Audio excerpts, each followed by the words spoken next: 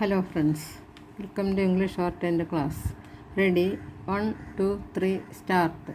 The Election Laws Amendment Bill 2021 that was passed in haste in the winter session in the Lok Sabha and which facilitates amendment to the Representation of People's Act is a step toward implementing online-based remote e-voting for which the use of Aadhaar will be the primary identity.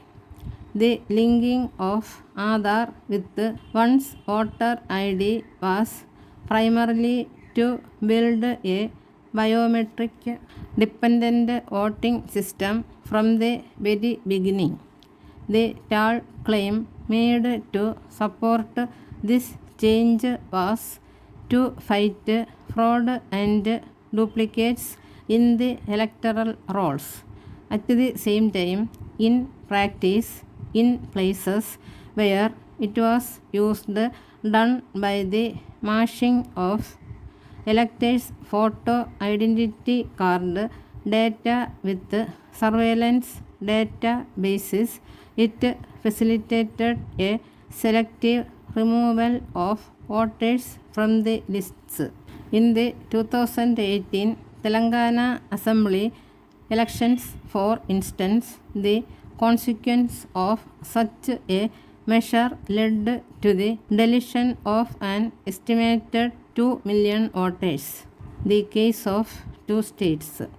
In 2014, the Election Commission of India conducted two pilot programs on linking the voter ID with Aadhaar in the districts of Nizamabad and Hyderabad, using the claim of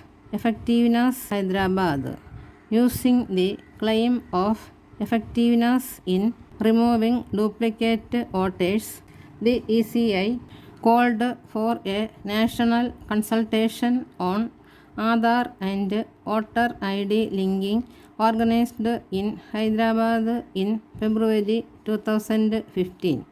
The ECI launched the National Electoral Roll Purification and Authentication Program on April 1, 2015, which had to be completed by August 31, 2015. After a Supreme Court of India order on August 11, 2015, it was announced that this NERPAP would be shut down.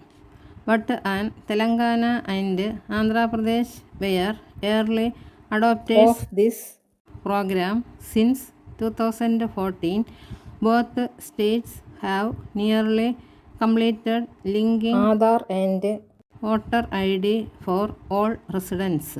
Though the composite state of Andhra Pradesh was bifurcated in 2014, there was only one office of Chief Electoral Officer, Telangana and Andhra Pradesh, as the bifurcation procedure was not yet complete in 2015.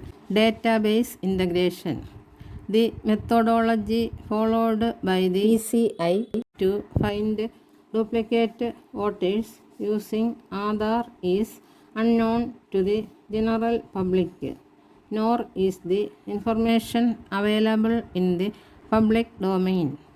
Several applications under the Right to Information Act to the Chief Electoral Officer, Telangana, asking for this information have been in vain. In 2018, the ECI wrote back to the CEOs asking for the methodology used in NERPAP for Aadhaar data collection after questions were raised about the ECI collecting Aadhaar data without the consent of voters. In a letter from the CEO Andhra Pradesh to the ECI, it is clear that the state resident data hub application of the government of Telangana and Andhra Pradesh was used to create electoral rolls.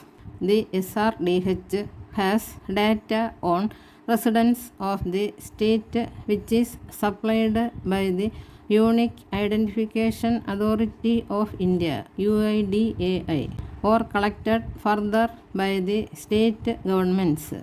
The UIDAI initially created the SRDH to give states information on residents similar to the Aadhaar database without biometrics.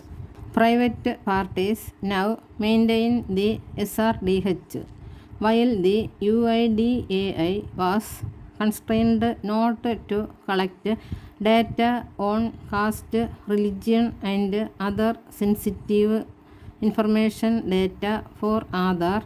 It recommended to the states to collect this information if required as part of Aadhaar data collection.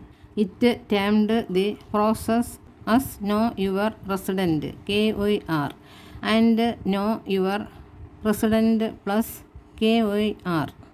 The Telangana and Andhra Pradesh, the state governments also conducted state census where voter data, Aadhaar data, 360-degree profiling with details such as caste, religion, bank accounts, and other sensitive personal information were also collected.